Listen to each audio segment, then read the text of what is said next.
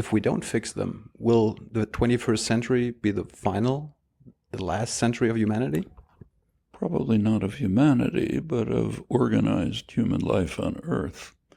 So, for example, if there's a nuclear war, which has come very close many times, sometimes by accident, pure accident. I could give some examples which are harrowing, but sometimes by reckless actions. The threat is now increasing. Some of the leading mainstream specialists, nuclear strategists, people like William Perry, former defense secretary, argue that the threat of nuclear war today is greater than it was during the Cold War. Today. And others agree. There's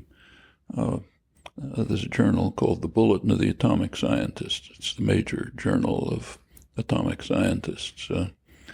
It opened right at the beginning of the nuclear age. In 1947, 2 years after the atomic bombing, they established what they call a doomsday clock, a clock with a minute hand.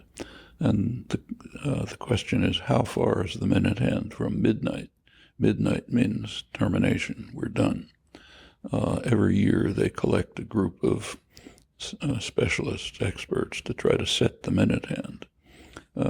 2 years ago, they moved it 2 minutes closer to midnight.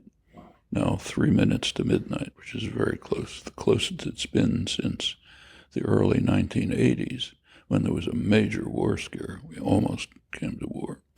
So it's not just William Perry, plenty of others. Incidentally, when they moved it to midnight, it was not just because of the threat of nuclear war. It was also because of the failure of governments to deal with the increasing threat of environmental catastrophe. And it's serious.